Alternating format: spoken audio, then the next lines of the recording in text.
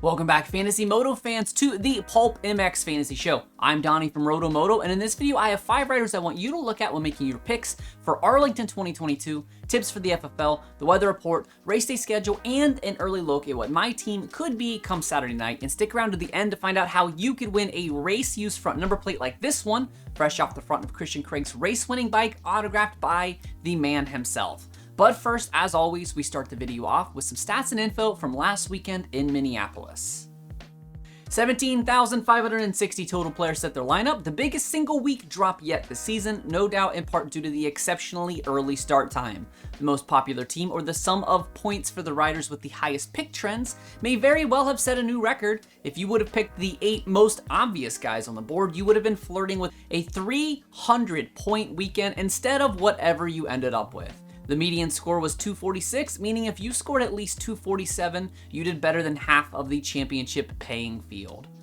But if you didn't, don't feel so bad because it could have been worse. Here's a great example of when playing it safe goes wrong. Taking 2 All-Stars in each class feels like a safe move until one of your All-Stars misses the main, 3 zeros, and 2 low handicap guys missing double leads to an 86 even if you have 2 perfect All-Stars? Yikes. Another tough weekend for the FFL, just 72 people had Cooper Webb pegged for it in the 450 class. Big loser of the weekend was a smaller one. Joshua Cartwright qualified 13th out of that C session, but qualifying isn't everything as he has a mechanical in the heat race that led to a poor gate pick in the LCQ and a D&Q on the record. All in all, 44% of teams had at least 1 0 despite the scores being so high. Dan Truman leads the experts again and is the first to top 300 on the season with a hefty 310. I just barely edged out Steve and JT for the king of the mid-pack, and poor Paul was just 1 rider off. But with so many 52s to go around, that 1 off pick is a real doozy. This causes Paul to drop behind Steve in the season standings, landing him just 2 points ahead of JT in the race for the last place, with the all-Mulligan team boasting just 1483 after this weekend. Injury report gets a little longer this week. The 250 class saw Jet Reynolds and Jack Chambers exit the series before even taking a gate drop in Minneapolis, and Max Volan suffered an arm injury in the opening lap of the Minneapolis main that will set him out for the weekend and possibly more after getting a second opinion from another doctor. The 450s lose the second factory rider for the season, with Aaron Plessinger breaking his arm in a practice crash this week.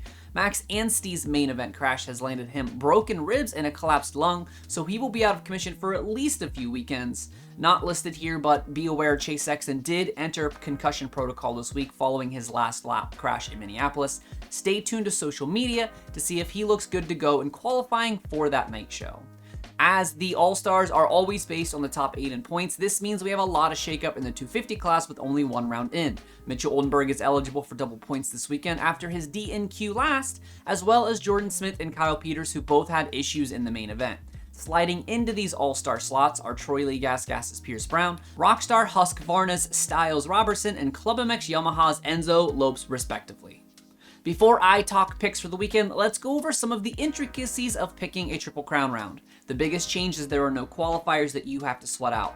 By the time the picks lock, before the gates drop, we will 100% know what 22 riders are lining up in each class, so it is literally impossible to get a 0 this weekend, and anyone with a handicap of 12 or higher that makes the cutoff is automatically guaranteed double points. Double check your early team against the cheat sheets before lockout to ensure all 8 of your guys made the cut. Pulp Fantasy does not score per main, but instead on the overall result. So if your rider goes 11, 18, 12 for 14th overall, you add or subtract your handicap from 14th, and that is your rider score for the night. Additionally, you get 3 chances at the FFL, but you only score once. So if you pick Austin Faulkner and he nails the FFL in the first and third mains, you score 15, but you are not punished for the one that you missed. The only way to get a -7 is if you pick someone and they fail to lead the pack to the first finish line in all 3 mains of the night.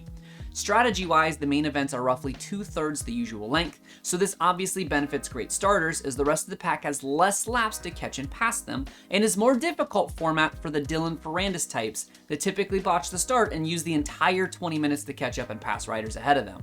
you're less likely to have someone come out of nowhere for a huge night, as they have to do it not once, but 3 times in a row to score the big points in the Triple Crown format. And if time constraints are a problem, whether it be your schedule or it be your time zone, do not take fringe guys that you definitely don't know are in the main. That is not a good enough excuse as to having a 0 here. Pick guys that you definitely know are going to be in the main, play it safe. You're not going to get the highest score, but it's much better than having a 0 lingering over your head. All right. On to your Arlington picks. I have 3 guys to target, 1 to avoid, and a high handicap guy for you gamblers out there, starting with the little class and working our way up. 250 All-Star is actually your do not pick for the week, and this one is Styles Robertson. And look, I'm not saying Styles is a bad pick, but this is more of a strategy in general. I would stay away from anyone that is only a few points from losing All-Star status, because if they have an off day, or the guys just outside of All-Star range have a really good one, guys like Styles and Enzo Lopes are going to be worth double next week, and you won't be able to pick them. I know the high handicaps are super appetizing since they give you a huge safety net, but this early in the 250 season, you're better off sticking to the big 5 at the top of the class. It is likely we will have multiple riders guaranteed double points this weekend, but I'm going to assume we have none for the purposes of recommending picks, because those guys are going to sell themselves. So with that, a 250 rider that I think is very pickable this weekend is Derek Drake again. I had him as my high handicap hero last weekend at a 12, and I like him again this week at a 7. The former Red Bull KTM rider was a perennial top 10 guy, and this Bar X Suzuki is a very capable bike. Don't expect a ton out of him in qualifying, as he has always been more of a racer type, but I think you can safely see an upside from him of 34 points this weekend. On to the 450 side, my all-star this weekend is going to be Eli Tomac. His 6th at Minneapolis tied for his worst of the season, but that's still really good. In fact, Eli is the only rider to finish inside the top 6 in every single race this season, and he's been on the podium in 4 of those, in addition to winning 6 of the 11 Triple Crowns since the format was introduced in 2018. A 450 rider that I do want you to look at for double points this weekend is Shane McElrath. This format was made for the Rocky Mountain KTM rider. With 3 chances to get a great start and only needing to hold off the pack for 12 minutes at a time instead of 20, the number 12 has the 8th best start in the class, and last time there was a Triple Crown, he went 10, 11, 8 for 10th overall, and that would score you 36 points on this weekend. The high handicap hero of the round, give it to a rider with a handicap of 10 or more that I think has a realistic chance to score massive points this weekend if you're the type of person that likes to sweat out a little LCQ for a big payout. Guaranteed double points guys aside, I love Jeremy Hand. His career has seen a bit of risk going down, but his upside cannot be matched. An 11 handicap means if he can match his 16th from last weekend, you're looking at another score in the upper 30s, and being a Triple Crown, you don't even have to worry about the possibility of missing the main and earning that 0 risk that normally comes with these high handicap guys. Moving on to the FFLs, last week I said the 250 FFL would come down to Jet, RJ, and Faulkner, and they were all within a bike length of each other coming down the first rhythm lane, with Faulkner ultimately taking it. I think we have forgotten just how automatic Faulkner has been with his starts when he was healthy, and he looks poised and determined to keep it up this year. I still think it's a roll of a die between these 3, but Faulkner has my vote on this weekend. On to the 450 side, I think it's finally time to pull Ken off the podium. His confidence is shot, and he hasn't been anywhere close to pulling one since the first main at the last Triple Crown. If Sexton is healthy, I think he's the move. But it's hard to overlook Eli Tomac. The start straight is the 2nd longest of the season behind Glendale, where he was 2 for 3 on hole shots and an easy pick for FFL. It has been unusually chilly this season so far, and that will continue in Arlington with a high in the 30s with rain rolling in, but that won't be a concern for racing in the climate-controlled AT&T Stadium this weekend.